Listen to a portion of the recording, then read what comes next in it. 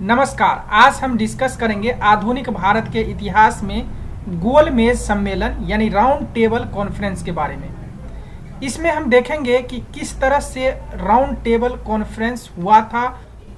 ये topic competition point of view से बहुत ही इम्पोर्टेंट है और जो व्यक्ति इतिहास के जानकारी रखना चाहते हैं उनके लिए भी बहुत ही उपयोगी है।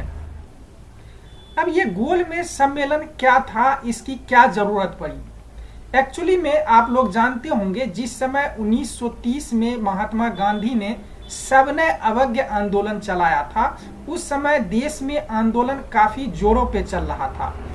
उस समय भारत के तत्कालिक वायसराय जो लॉर्ड इरविन थे, इन्होंने अंग्रेज सरकार को कहा कि भारत में विभिन्न राजनीतिक दलों के प्रतिनिधियों का एक सम्मेलन बुलाया जाए जो भारत के संवैधानिक समस्याओं पर विचार विमर्श कर सके। तो इसलिए अंग्रेज सरकार द्वारा भारत में संवैधानिक सुधारों पर चर्चा के लिए 1930 से 1932 के बीच सम्मेलन का एक श्रृंखला चला, जिसके तहत 3 गोल मेज सम्मेलन आयोजित किए गए। ये सम्मेलन मई 1930 में साइमन आयोग द्वारा प्रस्तुत की गई रिपोर्ट के आधार पर संचालित किए गए थे। भारत में स्वराज स्वशासन की मांग तेजी से बढ़ रही थी। तो आप जैसे ही जानते हैं कि सविनय अवज्ञा आंदोलन महात्मा गांधी ने किया, इससे और लोगों में, जनता में जो है स्वशासन स्वराज की मांग बहुत तेजी से चलने लगा। इस वजह से इरविन ने प्रेशर डाला सरकार पे कि इस तरह का जो है आप सम्मेलन बुलाइए। तो इसी के तहत गोल मेज सम्मेलन बुलाया जाता है। कहाँ पे? लंदन में 3 सम्मेलन होता है। प्रथम सम्मेलन 1930 में, दूसरा सम्मेलन 1931 में और तीसरा 1932 में। इस तरह से 3 गोल मेज सम्मेलन होता है। इसका नाम गोल मेज सम्मेलन क्यों दिया गया नाम, राउंड टेबल कॉन्फ्रेंस क्यों दिया गया नाम? तो एक्चुअली में आप देख सकते हैं यहाँ पे एक टेबल है, यहाँ पे कई सारे लोग हैं, तो राउंड टेबल है। राउंड टेबल का मतलब ये होता है कि टेबल 2 तरह के होते हैं, एक तो आप रेक्टेंगुलर शेप में देखे होंगे और एक राउंड में। तो राउंड मतलब क्या होता है कि जब इस तरह के राउंड टेबल पे वार्ता होती है तो सब समानता का वार्ता होती है, यानी ही लोगों को एक बराबर का दर्जा हासिल होता है। तो ये एक अंग्रेज सरकार द्वारा पहली ऐसा बैठक था जिसमें कि समानता का अवसर दिया था भारतीयों को, यानी राउंड टेबल कॉन्फ्रेंस में समानता का अवसर दिया था, यानी बराबरी का अवसर दिया था। अब हम बात करते हैं अलग अलग गोल मेज सम्मेलन का। तो पहला गोल मेज सम्मेलन 12 नवंबर 1930 से 19 जनवरी 1931 तक चला। इस सम्मेलन का जो उद्घाटन किया था वो था उस टाइम का जो राजा था जॉर्ज पंचम। इन्होंने आधिकारिक रूप से गोल मेज सम्मेलन का उद्घाटन किया था। तो ये क्वेश्चन पूछा जाता है कि गोल मेज सम्मेलन का उद्घाटन किसने किया था? तो जॉर्ज पंचम ने, ब्रिटेन का जो किंग था जॉर्ज पंचम, इन्होंने उद्घाटन किया था। गोल मेज सम्मेलन का अध्यक्ष कौन था, किसकी अध्यक्षता में हुई थी? तो तत्कालिक ब्रिटेन के जो प्राइम मिनिस्टर थे जिनका नाम था रैमजे मैकडॉनल्ड्स। तो यानी ब्रिटेन के प्रधानमंत्री रैमजे मैकडॉनल्ड्स की अध्यक्षता में गोल मेज सम्मेलन हुआ था। तो जैसे ही मैंने आपको बताया कि ये जो राउंड टेबल यानी गोल मेज सम्मेलन था जिसमें कि ब्रिटिश शासकों ने भारतीयों को बराबर का दर्जा दिया था, यानी वार्ता में बराबर का दर्जा दिया था। तो ये बहुत इंपॉर्टेंट है कि बराबर का दर्जा किसमें दिया, गोल मेज सम्मेलन में क्या दिया गया था? बराबर का दर्जा दिया गया था। किसकी अध्यक्षता में हुई थी? तो तत्कालिक जो प्राइम मिनिस्टर थे ब्रिटेन के रैमजे मैकडॉनल्ड्स। इसका आधिकारिक उद्घाटन यानी प्रारंभ किसने किया था? तो जॉर्ज पंचम ने। अब हम बात करेंगे इस गोल मेज सम्मेलन में कौन कौन से व्यक्ति शामिल हुआ था, भारत से कौन हुआ था और ब्रिटेन से कौन हुआ था, ये सारे चीज हम देखेंगे। देखिए, प्रथम गोल मेज सम्मेलन जो हुआ था उसमें कुल 86 यानी 86 प्रतिनिधियों ने भाग लिया था। और ये बहुत ही इंपॉर्टेंट है कि जहां पे कांग्रेस एवं अधिकांश व्यावसायिक संगठनों ने इस सम्मेलन में हिस्सा नहीं लिया था। ये बहुत इंपॉर्टेंट है। पहले गोल मेज सम्मेलन में भारत से कांग्रेस ने हिस्सा नहीं लिया और अधिकांश व्यावसायिक संगठनों ने इस सम्मेलन को बहिष्कार किया। तो अब बात करेंगे किस किस ने इसमें भाग लिया था। तो देखिए 3 तरह के जो संगठन थे वो इसमें भाग लिया था। पहला, ब्रिटेन के जो सांसद है उसमें तीनों पार्टी के प्रतिनिधि ने भाग लिया था। जैसे कि ब्रिटेन में 3 राजनीतिक दल थे, लिबरल पार्टी, कंजर्वेटिव पार्टी, श्रमिक यानी लेबर पार्टी। इनके प्रतिनिधि ने भी भाग लिया था, यानी तीनों दल के। दूसरा, ब्रिटिश भारत से ब्रिटिश सरकार द्वारा मनोनीत सदस्य थे, 16 प्रतिनिधि ने भाग लिया था। तीसरा, भारत के राज्यों से जो राजकुमार जो थे, क्योंकि भारत में उस समय क्या थे, राजा महाराजा लोग काफी थे, तो उसमें से जो प्रतिनिधि थे वो 57 थे। तो यानी गोलमेज सम्मेलन में सबसे अधिक जो प्रतिनिधि था वो भारत के राज्यों से राजकुमार या उनके मनोनीत प्रतिनिधि ने भाग लिया था, जिनकी संख्या 57 है। और ब्रिटिश भारत से ब्रिटिश सरकार द्वारा मनोनीत 16 प्रतिनिधि। तो ये बहुत इंपॉर्टेंट बन जाता है। टोटल 86 प्रतिनिधि प्रथम गोलमेज सम्मेलन में भाग लिया था, जिसमें कि ब्रिटेन के तीनों दल के राजनीतिक दल के थे, लिबरल, कंजर्वेटिव, लेबर पार्टी, और ब्रिटिश भारत के ब्रिटिश सरकार द्वारा मनोनीत लोग जो थे वो थे। और भारत में जो राजवाड़े थे उनके राजकुमार या उनके द्वारा मनोनीत प्रतिनिधि ने भाग लिया था। अब हम बात करेंगे कि कौन कौन से भारत के कौन कौन से लोग थे जिन्होंने भाग लिया था। तो देखिए इसमें जो भाग लेने वाले जो लोग थे, तो इस गोलमेज सम्मेलन में हर वर्ग को बुलाया गया था, चाहे वो विशेष कोई समाज के लिए कुछ करता हो, कोई राजनीति पार्टी हो, तो इस तरह से सभी को इसमें बुलाया गया था। तो इसमें देखते हैं किस किस को बुलाया गया था। तो जैसे आप जानते हैं कि कांग्रेस ने तो भाग लिया नहीं, उसके बाद बच जाता है मुस्लिम लीग। तो मुस्लिम लीग ने भाग लिया था, उसमें मोहम्मद अली जिन्ना ने भी भाग लिया था। उसके बाद हिंदू महासभा भी इसमें शामिल हुआ था। उसके बाद उदारवादी, जिसमें तेज बहादुर सप्रू थे, और हिंदू महासभा से BS मुंजे। सिख के तरफ से भी थे एक सरदार उज्जवल सिंह। कैथोलिक यानी ईसाई से भी थे। दलित वर्ग से BR अम्बेडकर थे, जो अम्बेडकर जी दलित वर्ग का प्रतिनिधित्व करते थे, तो उनको भी बुलाया गया था उस गोलमेज सम्मेलन में। और कई सारे राजवाड़े के जो लोग थे, अलग अलग रजवाड़े के जो थे राजा या राजकुमार या उसके द्वारा प्रतिनिधि ने भाग लिया था। अब प्रथम गोलमेज सम्मेलन में सांप्रदायिकता की समस्या सर्वाधिक विवादपूर्ण रही। सांप्रदायिक समस्या पर समझौता नहीं हो सका। मुसलमानों ने अलग प्रतिनिधित्व की मांग की तथा जिन्ना अपनी 14 शर्तों को मनवाने के लिए अड़े रहे। मुसलमान पृथक तथा सांप्रदायिक प्रतिनिधित्व के पक्ष में थे, जबकि अंबेडकर ने अनुसूचित जातियों के लिए पृथक निर्वाचक मंडल की मांग की।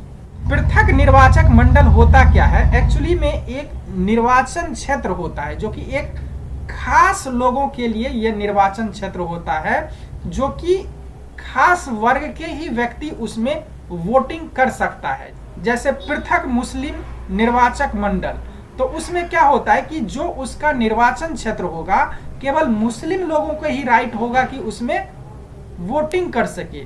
उसी तरह अंबेडकर जी चाहते थे कि ऐसा निर्वाचन क्षेत्र हमें भी दिया जाए जिसमें कि अनुसूचित जनजाति के लोग को ही राइट हो कि वोटिंग कर सके। तो ये होता है पृथक निर्वाचक मंडल। तो सांप्रदायिकता की समस्या से सम्मेलन में गतिरोध उत्पन्न हो गया और इस प्रकार प्रथम गोलमेज सम्मेलन असफल रहा। अतः 19 जनवरी 1931 को बिना किसी वास्तविक उपलब्धि के ये सम्मेलन अनिश्चित काल के लिए स्थगित हो गया। अब जो प्रथम गोलमेज सम्मेलन है वो 19 जनवरी 1931 को स्थगित कर दिया गया, यानी कोई निष्कर्ष ही नहीं निकल पाया। अब निष्कर्ष भी कैसे निकलता, कोई इसमें इंटरेस्टेड थे भी नहीं। देखिए जो ये प्रथम गोलमेज सम्मेलन हुआ था उसमें अंग्रेज के तरफ से भी जो लोग थे वो भी कोई ज़्यादा इंटरेस्टेड नहीं थे इसमें। अब इंटरेस्टेड क्यों नहीं थे? देखिए, ये गोलमेज सम्मेलन क्यों बुलाया गया था? इसलिए बुलाया गया था कि भारत में संवैधानिक समस्याओं पे चर्चा करने के लिए। ये पहले ही साइमन कमीशन के रिपोर्ट के आधार पे था। अब संवैधानिक समस्या पे विचार करने के लिए अगर बुलाया गया तो उसमें कांग्रेस ने भाग नहीं लिया। ये बहुत इंपॉर्टेंट है कि कांग्रेस ने भाग नहीं लिया। उस देश में उस समय कांग्रेस एक ऐसी पार्टी थी जिसका जो प्रभुत्व पूरे देश में था, यानी कांग्रेस पूरे देश का मतलब नेतृत्व कर रही थी, और उसी को नहीं बुलाया गया तो ये असफल होना ही होना था। तो ये इस वजह से इसको स्थगित कर दिया गया। अब फिर से इसको मतलब सम्मेलन को फिर से कंटिन्यू होना था। अब देखिए, फिर से दोबारा गोलमेज सम्मेलन कब होगा? अब ब्रिटेन सरकार ये बात अच्छी तरह से जानती थी कि जब तक कांग्रेस इस गोलमेज सम्मेलन में भाग नहीं लेगा तब तक जो है ये सफल नहीं हो सकता है। उस समय क्या था कि उस समय जो महात्मा गांधी सविनय अवज्ञा आंदोलन शुरू किया था, तो कई सारे नेता जेल में भी थे। तो ब्रिटेन सरकार ने भारत के जो तत्कालिक वाइसराय था लॉर्ड इरविन, उनसे कहा कि भाई वहां पे कांग्रेस को भी इस सम्मेलन में बुलाओ। अब इसके लिए क्या होगा? कांग्रेस के बुलाने के लिए क्या होगा? सबसे पहले महात्मा गांधी को मनाया जाए। तो उस समय महात्मा गांधी जेल में थे, तो लॉर्ड इरविन को बोला गया कि जल्दी से महात्मा गांधी को भाई रिलीज करो, जेल से निकालो, उनसे वार्ता करो, फिर जाकर के ये जो गोलमेज सम्मेलन है फिर इसको हम कंटिन्यू करते हैं। जब तक ये कांग्रेस इसमें शामिल नहीं होगा तब तक जो है ये गोलमेज सम्मेलन सफल नहीं हो सकता है। फिर लॉर्ड इरविन क्या करते हैं? उस समय महात्मा गांधी जेल में होते हैं, तो लॉर्ड इरविन जितने भी नेता होते हैं महात्मा गांधी सहित सबको छोड़ देते हैं, जेल से निकाल देते हैं। अब क्या होता है? अब जब महात्मा गांधी जेल से निकल जाते हैं तो तत्कालिक वाइसराय लॉर्ड इरविन ने महात्मा गांधी को एक वार्ता के लिए बुलाता है। तो महात्मा गांधी भी वार्ता के लिए जाते हैं, लेकिन दोनों में कुछ समझौता होता है जिसे गांधी इरविन समझौता कहा जाता है, गांधी इरविन पैक्ट या दिल्ली समझौता, क्योंकि ये दिल्ली में समझौता हुआ था इस वजह से इसको दिल्ली समझौता भी कहा जाता है। ये अब द्वितीय गोलमेज सम्मेलन में इनको शामिल कराना था तो इनके साथ समझौता करना जरूरी था, क्योंकि वाइसराय पे प्रेशर था ब्रिटेन की सरकार की तरफ से, भाई जल्दी से महात्मा गांधी को मनाओ और कांग्रेस को गोलमेज सम्मेलन में भेजो। तो इस वजह से इन दोनों के बीच एक समझौता होता है, गांधी इरविन समझौता, जो 19 फरवरी 1931 से प्रारंभ होता है और 15 दिन के बातचीत के बाद 5 मार्च 1931 को एक समझौता हुआ जिसे दिल्ली समझौता या गांधी इरविन समझौता कहा जाता है। अब इस समझौता में हुआ क्या था वो थोड़ा सा हम देखते हैं पॉइंट को। देखिए, गांधी इरविन समझौता में क्या क्या पॉइंट था वो हम देखते हैं। पहला जो पॉइंट था, हिंसा के आरोपियों को छोड़कर बाकी सभी राजनीतिक बंदियों को रिहा कर दिया जाएगा। यानी लॉर्ड इरविन ने कहा कि हिंसा के आरोपी जितने भी आपके जो स्वतंत्रता सेनानी हैं सबको रिहा कर दिया जाएगा। देखिए, यहाँ पे कई बार विवाद उत्पन्न हो जाता है कि हिंसा के आरोपियों को छोड़कर बाकी सभी बंदियों को रिहा कर दिया जाएगा। यहाँ पे गांधी इरविन समझौता जो होता है वो 5 मार्च 1931 को होता है और उस समय भगत सिंह जेल में होते हैं और उनको फांसी दिया जाता है 23 मार्च 1931 को। तो यानी उस समय गांधी और इरविन एक साथ समझौता कर रहे होते हैं। तो इसीलिए कहा जाता है महात्मा गांधी भगत सिंह को बचाने का प्रयास नहीं किया था।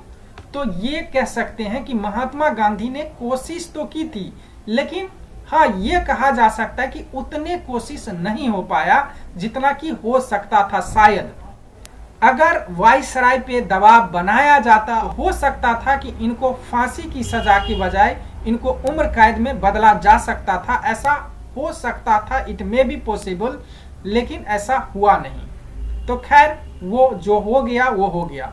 उसके बाद क्या हुआ कि भारतीयों को समुद्र किनारे नमक बनाने का अधिकार दिया जाएगा। यानी जो दांडी मार्च किया था महात्मा गांधी ने उसी समय, तो नमक बनाने का अधिकार दिया गया। भारतीय शराब एवं विदेशी कपड़ों की दुकानों के सामने धरना दे सकता है। चौथा, आंदोलन के दौरान त्यागपत्र देने वालों को उनके पद पर पुनः बहाल किया जाएगा।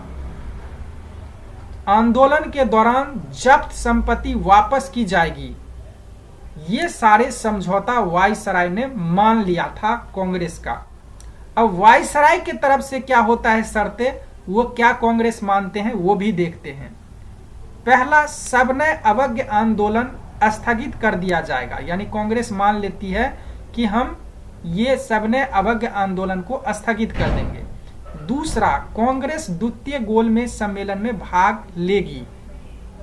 यही इनको चाहिए था और ये हो गया। द्वितीय गोलमेज सम्मेलन में इनको शामिल करवाना था और ये कांग्रेस मान लिया ये बात। तीसरा, कांग्रेस ब्रिटिश सामान का बहिष्कार नहीं करेगी।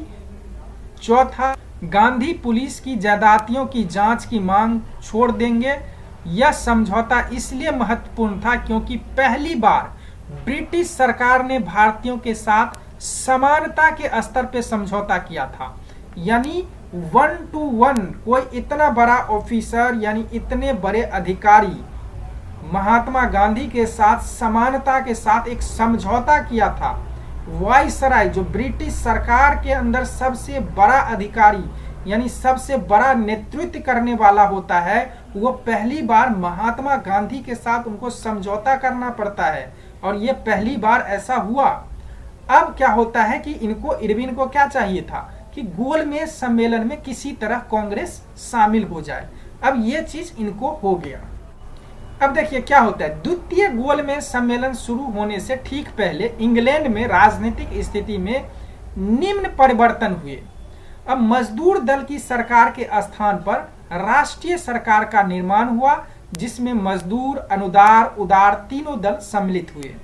अब इससे होता क्या है, अब यहाँ पे होता है कि भारत में भारत सचिव को चेंज कर दिया जाता है। अब सर सैमुअल होर को भारत सचिव नियुक्त किया जाता है। लॉर्ड इरविन जो तत्कालिक वायसराय थे, अब इनको बदल दिया जाता है। उसके स्थान पे लॉर्ड वेलिंगटन को वायसराय बना दिया जाता है। यानी अब भारत सचिव भी चेंज हो गया भारत में और वायसराय भी चेंज हो गया। यानी लॉर्ड इरविन को बदल देते हैं, उसके स्थान पे नए वायसराय आ जाता है लॉर्ड वेलिंगटन। अब क्या होता है कि महात्मा गांधी जैसे समझौता हुआ है उसी के अनुसार द्वितीय गोलमेज सम्मेलन में शामिल होने के लिए जाते हैं इंग्लैंड। द्वितीय गोलमेज सम्मेलन में गांधी जी एकमात्र कांग्रेसी प्रतिनिधि के रूप में 29 अगस्त 1931 में राजपुताना जहाज से ब्रिटेन के लिए रवाना हुए। उनके साथ वार्ता में मदन मोहन मालवीय, देवदास गांधी, सरोजनी नायडू, एनी बेसेंट, घनश्याम दास बिरला और मीराबेन साथ थे। तो द्वितीय गोलमेज सम्मेलन के लिए महात्मा गांधी कब रवाना हुए थे, तो 29 अगस्त 1931 को। कौन से जहाज, ये भी कई बार क्वेश्चन पूछा जाता है, कौन से जहाज से महात्मा गांधी गोलमेज सम्मेलन में शामिल होने के लिए गए थे, तो राजपुताना जहाज, ये देख सकते हैं SS राजपुताना ये जहाज है, इससे शामिल होने के लिए वो गए थे। दूसरा गोलमेज सम्मेलन जो था वो 7 सितंबर 1931 को आरंभ हो गया। महात्मा गांधी 12 सितंबर 1931 को लंदन पहुंचे और 12 सितंबर को ही उन्होंने गोलमेज सम्मेलन में हिस्सा लेते हैं। देखिए जब महात्मा गांधी द्वितीय गोलमेज सम्मेलन के लिए ब्रिटेन पहुंचते हैं तो कई सारे राजनीतिक में जो है कटाक्ष करने वाले होते हैं। तो विंस्टन चर्चिल जो प्राइम मिनिस्टर भी बने हैं, तो विंस्टन चर्चिल ने ब्रिटिश सरकार की आलोचना करते हुए कहा कि वह सरकार देशद्रोही फकीर यानी महात्मा गांधी को कहते हैं देशद्रोही फकीर को बराबर का दर्जा देकर बात कर रही है। यानी उसको बुलाया, बराबर का दर्जा देकर बात कर रही है। यानी थोड़ा आलोचना किया है सरकार को। द्वितीय गोलमेज सम्मेलन में मदन मोहन मालवीय और एनी बेसेंट अपने खर्च पे सम्मेलन में शामिल होने के लिए गए थे। इसमें एक बहुत ही इंपॉर्टेंट पॉइंट है जो कई बार एग्जाम में पूछा जाता है। एक्चुअली जब द्वितीय गोलमेज सम्मेलन में महात्मा गांधी शामिल होने के लिए जाते हैं तो वहां पे एक ब्रिटिश नागरिक जिसका नाम था फ्रैंक मोरिस, ये बहुत इंपॉर्टेंट है, फ्रैंक मोरिस, इन्होंने जब देखा कि ये गोलमेज सम्मेलन में शामिल होने के लिए जब महात्मा गांधी जा रहे थे तब इन्होंने एक अपने जो अनुभव किया वो वाक्य इन्होंने बताया कि अर्धनंगे फकीर के ब्रिटिश प्रधानमंत्री से वार्ता हेतु सेंट पॉल पैलेस की सीढ़ियां चढ़ने का दृश्य अपने आप में एक अनोखा और दिव्य प्रभाव उत्पन्न कर रहा था। यानी जो महात्मा गांधी का कपड़ा कैसा था, इस तरह का था, और वो किससे वार्ता करने जा रहे थे। उस समय ब्रिटेन का प्राइम मिनिस्टर का ओहदा बहुत ही बड़ा होता था, यानी कई देश में उसका उपनिवेश था। तो यानी वो व्यक्ति कहा कि ये वेश का आदमी और ब्रिटेन के प्रधानमंत्री से वार्ता करने के लिए जा रहा है, तो इसीलिए इन्होंने कहा कि ये जो दृश्य था ये एक दिव्य प्रभाव उत्पन्न कर रहा था। तो किसने कहा था? फ्रैंक मोरिस नामक ब्रिटिश नागरिक ने। अब क्या हुआ कि द्वितीय गोलमेज सम्मेलन 7 दिसंबर 1930 से 1 दिसंबर 1931 तक चला था। जैसे कि आपको मैंने बताया कि महात्मा गांधी ने 12 सितंबर को द्वितीय गोलमेज सम्मेलन में शामिल हुआ था। दूसरे गोलमेज सम्मेलन में 1971 के आखिर में लंदन में आयोजित हुआ, उसमें गांधी जी कांग्रेस का नेतृत्व कर रहे थे। गांधी जी का कहना था कि उनकी पार्टी पूरे भारत का प्रतिनिधित्व करती है। यानी जब वार्ता हो रहा था तो कांग्रेस उस समय बहुत बड़ी पार्टी थी, तो इस वजह से महात्मा गांधी ने कहा कि उनकी पार्टी पूरे भारत का प्रतिनिधित्व करती है। इस दावे को 3 पार्टियों ने चुनौती दी। पहला मुस्लिम लीग का कहना था कि वह मुस्लिम अल्पसंख्यकों के हित में काम करती है। राजवारों का दावा था कि कांग्रेस का उनके नियंत्रण वाले भूभाग पर कोई अधिकार नहीं है। यानी राजा महाराजा ने साफ कह दिया कि हमारे क्षेत्र में कांग्रेस का कोई अधिकार नहीं है। तीसरी चुनौती तेज तर्रार वकील और विचारक B.R. अम्बेडकर की तरफ से थी, जिनका कहना था कि गांधी जी और कांग्रेस पार्टी निचली जातियों का प्रतिनिधित्व नहीं करते। लंदन में हुआ यह सम्मेलन किसी नतीजे पर नहीं पहुंच सका, इसलिए गांधी जी को खाली हाथ लौटना पड़ा। लौटने पर उन्होंने सविनय अवज्ञा आंदोलन फिर से शुरू कर दिया।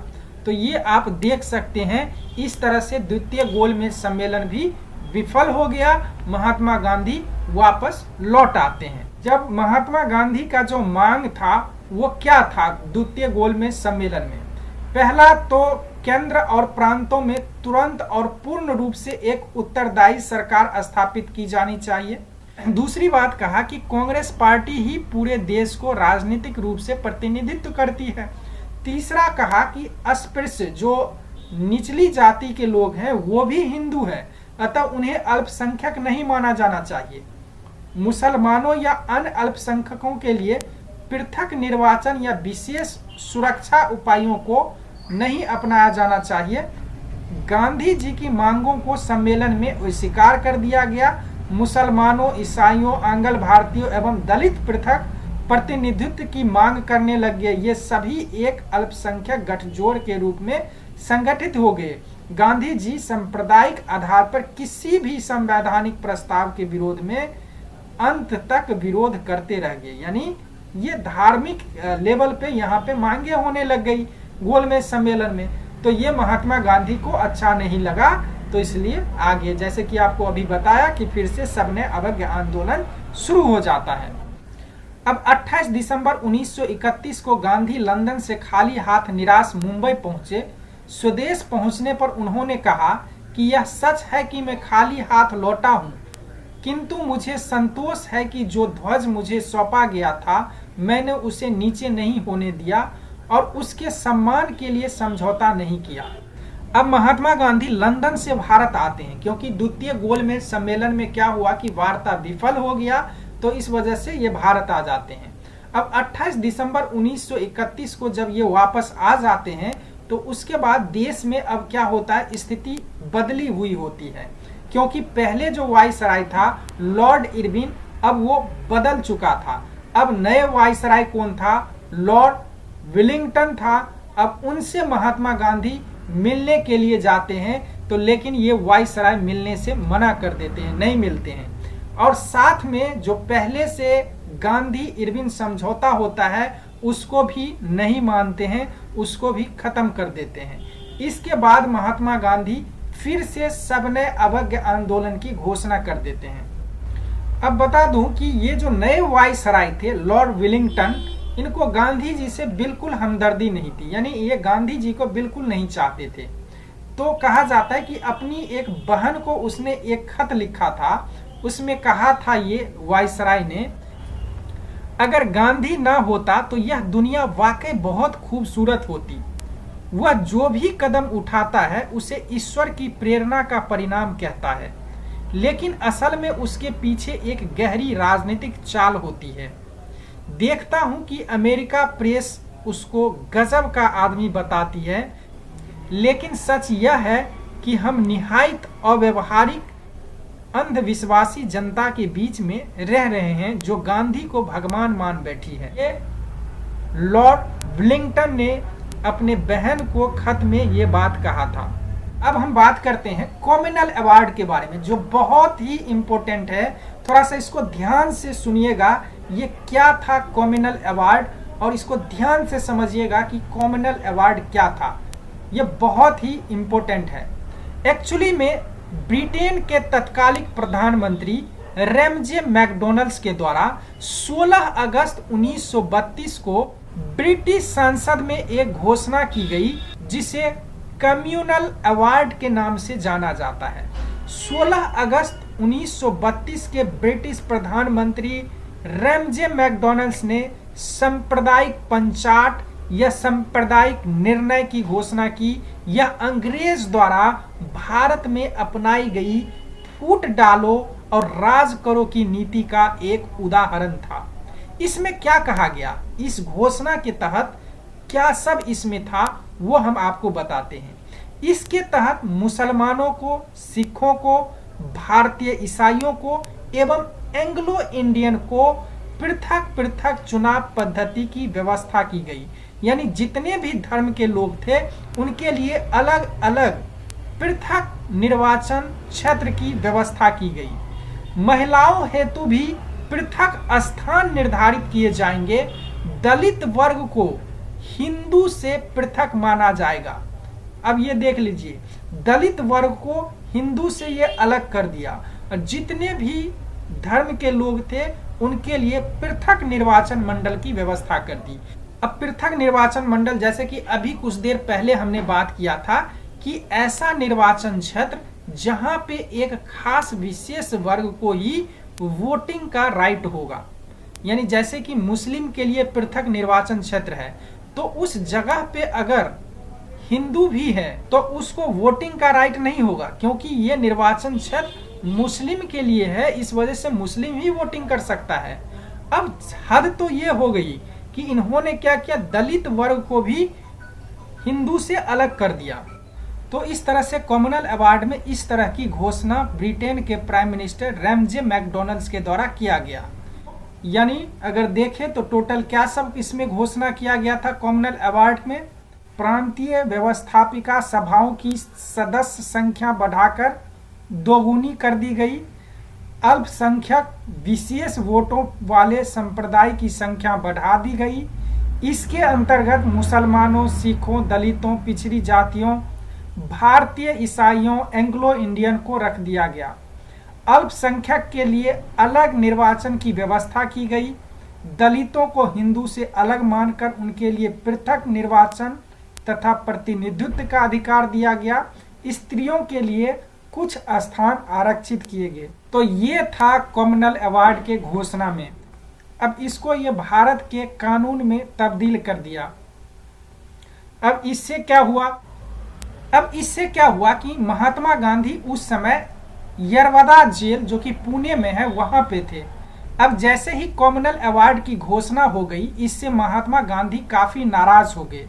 इनका मेन जो था नाराजगी का कारण, जो अनुसूचित जाति को हिंदू से अलग करके इसको पृथक निर्वाचन मंडल, इसके लिए अलग से प्रावधान किया गया, यानी अंग्रेज का एक फूट डालो राज करो का एक जो नीति था, इसके तहत हिंदू को तोड़ना चाहता था। इसके लिए महात्मा गांधी इससे काफी नाराज थे।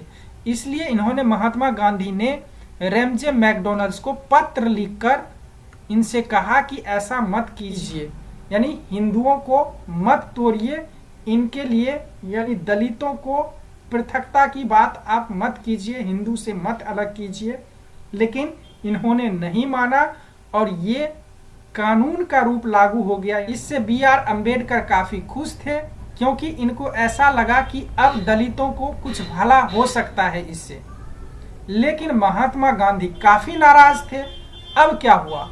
अब यरवदा जेल में जैसे ही ये कानून का रूप धारण कर लिया, अंबेडकर से बोला गया कि आप ऐसे मत कीजिए, यानी ऐसे मत होने दीजिए। लेकिन अंबेडकर जी नहीं माने, वो अपने जिद पे अड़े रहे। इसके बाद क्या होता है, महात्मा गांधी आमरण अनशन शुरू कर देते हैं। ये बहुत ही इंपॉर्टेंट है कि महात्मा गांधी यरवदा जेल में 1932 में क्यों आमरण अनशन पे बैठ गए थे, क्योंकि वो रैमजे मैकडॉनल्ड्स अवार्ड यानी कम्युनल अवार्ड के विरोध में, जो दलित को हिंदुओं से तोड़कर अलग कर दिया गया था, तो आमरण अनशन पे बैठ गए महात्मा गांधी। अब क्या हुआ कि पूरे देश में महात्मा गांधी आमरण अनशन पे बैठ जाना, समझते हो मतलब क्या होना? अब महात्मा गांधी आमरण अनशन पे बैठ गए, पूरे देश में विद्रोह शुरू हो गया, क्योंकि उस समय महात्मा गांधी बहुत बड़े नेता थे, हर घर तक उनका सम्मान था। और कारण जब पूछा गया महात्मा गांधी, लोगों को जब कारण पता चला कि क्यों है महात्मा गांधी आमरण अनशन पे, तो पता चला कि ये B.R. अम्बेडकर की वजह से है आमरण अनशन पे, क्योंकि वो बात नहीं मान रहे हैं कॉमनल अवार्ड को, ये एक्सेप्ट कर रहे हैं। अगर अम्बेडकर जी इसको एक्सेप्ट नहीं करेंगे तो कॉमनल अवार्ड हट सकता था, मतलब हिंदू एक साथ यानी दलित हिंदू में मिल सकता था। तो इस वजह से, लेकिन अम्बेडकर जी ऐसा नहीं चाह रहे थे। अब क्या हुआ, पूरे देश में दंगे फसाद होना शुरू हो गया, अंबेडकर जी का पुतला फूकना शुरू हो गया, पूरे देश में इनका पूरा विरोध होना शुरू हो गया। तो आखिरकार अंबेडकर जी भी मानने के लिए शायद थोड़ा थोड़ा तैयार होते हैं और यरवदा जेल पहुंचते हैं महात्मा गांधी से मिलने के लिए अंबेडकर जी। यहाँ पे आप देख सकते हैं अंबेडकर जी हैं, महात्मा गांधी और महात्मा गांधी का पत्नी कस्तूरबा गांधी। अब जब अंबेडकर जी पे काफी प्रेशर डाला गया पूरे देश के तरफ से, बड़े बड़े नेता के तरफ से, तो अंबेडकर जी मान जाते हैं। लेकिन मानते ऐसे नहीं हैं, इसके लिए एक समझौता करते हैं। वो समझौता क्या था वो हम देखते हैं। पूना के इस जेल के अंदर समझौता हुआ है, उसे कहा जाता है पूना पैक्ट। पूना पैक्ट किस किस के बीच में हुआ था, तो महात्मा गांधी और B.R. अम्बेडकर के बीच में ये पूना पैक्ट हुआ था। कहाँ पे? पूना में यरवदा जेल में, क्योंकि महात्मा गांधी उस समय यरवदा के जेल में थे। अब बाबा साहब भीमराव अंबेडकर 24 सितंबर 1932 को शाम 5 बजे पुणे के यरवदा जेल पहुंचे और यहाँ महात्मा गांधी और कई सारे नेता यहाँ पे मौजूद थे। अब यहाँ पे होता है महात्मा गांधी और B.R. अम्बेडकर का एक समझौता, जिसे कहा जाता है पूना पैक्ट। अब ये पूना पैक्ट में क्या सब हुआ था वो हम देखते हैं। पूना पैक्ट अथवा पूना समझौता भीमराव अंबेडकर एवं महात्मा गांधी के मध्य पुणे के यरवदा सेंट्रल जेल में 24 सितंबर 1932 को हुआ था। अंग्रेज सरकार ने इस समझौते को अधिनिर्णय यानी कम्युनल अवार्ड में संशोधन के रूप में अनुमति प्रदान करता है। जो ये कम्युनल अवार्ड को महात्मा गांधी कैंसिल करना चाहते हैं, इसको रद्द करवाना चाहते हैं, यानी उसको दलित वर्ग को हिंदू से अलग पृथक नहीं किया जाएगा। इसके लिए अंग्रेज सरकार भी इसमें संशोधन का अनुमति प्रदान कर दिया, यानी अब तो वो कानून बन गया था कॉमनवेल्थ अवार्ड। अब बाद में जब समझौता होता है तो क्या होता है कि ब्रिटेन की जो ये सरकार था ये संशोधन का अनुमति भी दे देता है। तो ठीक है, अगर आप लोग सहमत हैं तो हम अनुमति देते हैं, अब इसको हम कैंसिल कर देंगे। तो अब ये कैंसिल कर दिया, दलित को अब पृथक नहीं माना जाएगा। अब क्या होता है, अब दलित को तो पृथक निर्वाचक मंडल को त्याग दिया। महात्मा गांधी ने बोला नहीं, इसको हम अलग नहीं करेंगे। तो फिर बी आर अम्बेडकर समझौता करते हैं, ठीक है इसके जगह कुछ और दीजिए दलित को, कुछ तो दोगे दलित को। तो उन्होंने कहा ठीक है जो आप लो हम देंगे, लेकिन ये हिंदू से दलित को अलग मत करो। फिर महात्मा गांधी ने बोला कि आप रिजर्वेशन ले लो, कुछ आरक्षण ले लो। तो उसके बदले में महात्मा गांधी ने जम के आरक्षण दिया।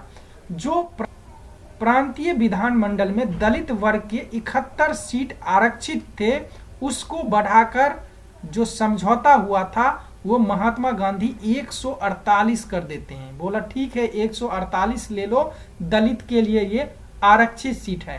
टोटल सीट का 18% जो है इनको इसमें रिजर्वेशन दे दिया। तो ये बहुत ही इम्पोर्टेंट है कि कितने सीट आरक्षण के तौर पे दिया गया था पुणे समझौता में, यानी प्रांतीय विधानमंडल में 71 सीट थे, उसको बढ़ाकर कितना कर दिया गया 148, यानी बहुत ही ज्यादा सीट दे दिया। यानी टोटल सीट का 18% सीट जो है इसके तहत दलितों को आरक्षण में दिया गया, यानी कॉमनवेल्थ अवार्ड को हटाने के एवज में। तो ये देख सकते हैं जब समझौता हो रहा था तो कांग्रेस के तरफ से भी कई सारे नेता थे, जैसे मदन मोहन मालवीय, और अंबेडकर जी के साथ भी कई सारे दलित नेता भी थे। और उन्होंने 24 सितंबर 1932 को इस समझौते पर हस्ताक्षर किया। फिर कॉमनवेल्थ अवार्ड में संशोधन की अनुमति दी गई, दलितों को पृथकता से हटा दिया गया। तो ये आप देख सकते हैं पूना पैक्ट के बाद तस्वीर महात्मा गांधी जब आमरण अनशन पे थे, यानी उनका तबीयत काफी खराब हो रहा था। तो अब ये आप देख सकते हैं। अब हम बात करेंगे तीसरे गोलमेज सम्मेलन के बारे में, जो 17 नवंबर 1932 से 24 दिसंबर 1932 तक चला। इस गोलमेज सम्मेलन में 46 लोगों ने भाग लिया था, यानी 46 प्रतिनिधि ने इस सम्मेलन में भाग लिया था। इस सम्मेलन में मुख्य भारतीय राजनीतिक प्रमुख भाग नहीं लिया था, और ब्रिटेन के लेबर पार्टी और भारतीय राष्ट्रीय कांग्रेस ने इसमें भाग नहीं लिया था। तो बहुत ही इंपॉर्टेंट है कि तीसरे गोलमेज सम्मेलन में ब्रिटेन के लेबर पार्टी ने भाग नहीं लिया था। ये बहुत इंपॉर्टेंट क्वेश्चन है। और भारतीय राष्ट्रीय कांग्रेस ने भी भाग नहीं लिया था। तो भारतीय राष्ट्रीय कांग्रेस ने पहले गोलमेज सम्मेलन में भी भाग नहीं लिया था, और तीसरे यानी अंतिम गोलमेज सम्मेलन में भाग नहीं लिया था, यानी द्वितीय गोलमेज सम्मेलन में भाग लिया था। यह बहुत इंपॉर्टेंट है। तीसरे गोलमेज सम्मेलन में भारत सरकार अधिनियम 1935 हेतु ठोस योजना के अंतिम स्वरूप पेश किया गया। इस आंदोलन के समय भारत के सचिव सैमुअल होअर थे। अब तीनों गोलमेज सम्मेलन के सिफारिश के आधार पे सैमुअल होअर के पर्यवेक्षण में एक श्वेत पत्र जारी किया गया, जिस पर विचार करने के लिए लॉर्ड लिंगलिथगो की अध्यक्षता में ब्रिटिश सांसद द्वारा एक संयुक्त समिति की गठन की गई। लिनोलिथगो की सिफारिशों में कुछ संशोधन कर 1935 का भारत सरकार अधिनियम पारित किया गया। यानी तीसरे जो गोलमेज सम्मेलन था उसमें क्या हुआ कि इसमें तीनों गोलमेज सम्मेलन का जो भी चीज था, कंटेंट था, यानी सिफारिश था, उसको सम्मिलित किया गया और उस समय जो भारत के जो सचिव थे सैमुअल होअर के पर्यवेक्षण में एक श्वेत पत्र जारी होता है और इस पे भारत शासन अधिनियम 1935 का एक डायरेक्शन तय होता है, दिशा निर्देश तय होता है, जो बाद में भारत शासन अधिनियम बनता है। अब इस गोलमेज सम्मेलन में तीसरे में 46 प्रतिनिधियों ने भाग लिया था। भारत के सचिव, उस समय भारत सचिव कौन थे? तो सैमुअल होअर थे। तीनों सम्मेलन के दौरान इंग्लैंड के प्रधानमंत्री रैमजे मैकडॉनल्ड्स थे। अब बात करें जिन्ना के बारे में, जिन्ना ने तीसरे गोलमेज सम्मेलन में भाग नहीं लिया था। तो ये बहुत इंपॉर्टेंट है कि ये कई बार क्वेश्चन पूछा जाता है, जिन्ना, मोहम्मद अली जिन्ना ने कौन से गोलमेज सम्मेलन में भाग नहीं लिया था? तो तीसरे में भाग नहीं लिया था। पहले दूसरे में तो लिया था लेकिन तीसरे में नहीं लिया था। बीकानेर के महाराजा गंगा सिंह ने तीनों सम्मेलन में भाग लिया था। तो ये भी बहुत इंपॉर्टेंट क्वेश्चन है कि कौन से महाराजा ने तीनों गोलमेज सम्मेलन में भाग लिया था? तो बीकानेर के राजा गंगा सिंह ने। उसके बाद अंबेडकर और तेज बहादुर सुप्रू ने तीनों गोलमेज सम्मेलन में भाग लिया था। महात्मा गांधी केवल दूसरे गोलमेज सम्मेलन में भाग लिया था, यानी B.R. अम्बेडकर। इसके बारे में कई बार क्वेश्चन पूछा जाता है, भारत के कौन से नेता हैं जो कि तीनों गोलमेज सम्मेलन में भाग लिया था? तो B.R. अम्बेडकर। तो आज के लिए बस इतना ही।